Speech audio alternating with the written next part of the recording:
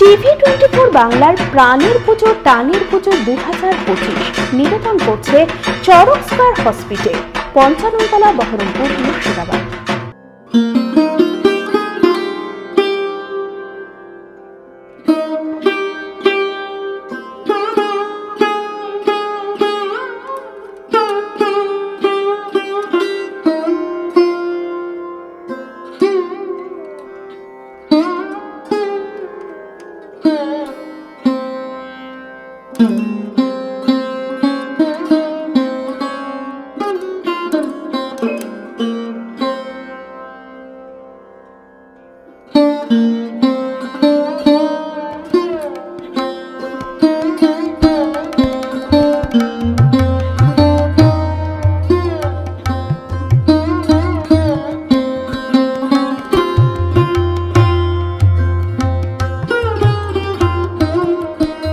নমস্কার, আপনারা দেখছেন TV24 বাংলার সঙ্গে রয়েছি আমি সুস্মিতা। আর আপনারা দেখছেন TV24 বাংলা এবং চরক স্কয়ার হসপিটাল নিবেদিত প্রাণের পুজো টানের পুজোর আরও এক অধ্যায়।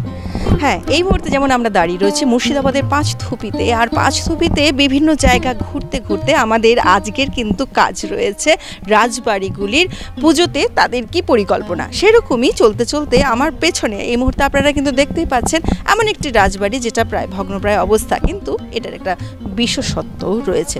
হ্যাঁ, বিশেষত্বটা ঠিক এরকমভাবে, এই রাজবাড়িতে এখন পুজো হয় না, তবে এই রাজবাড়িতে বিশেষ একজন ব্যক্তির সাথে একটা সম্পর্ক কিন্তু থেকেই গেছে। নেতাজি সুভাষচন্দ্রের নাম কিন্তু আমরা সবাই জানি।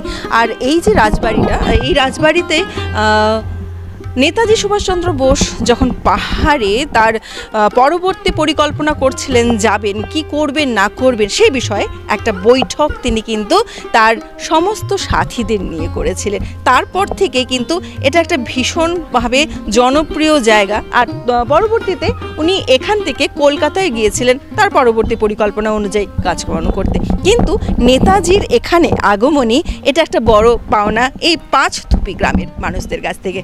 পুজো না হলেও রাজবাড়িতে এখনও পর্যন্ত নেতাজির সেই আবির্ভাবের ঘটনা এখানকার ভীষণ গর্বের একটি বিষয়। আমরা যাবো এর পরবর্তীতে পাঁচথুপির অন্যান্য পুজো মণ্ডপ বা রাজবাড়িতে কোথায় কি হচ্ছে, কিন্তু তার আগে একবার আমরা দেখে নেব এই রাজবাড়ির আশেপাশটা কোথায় কি রয়েছে।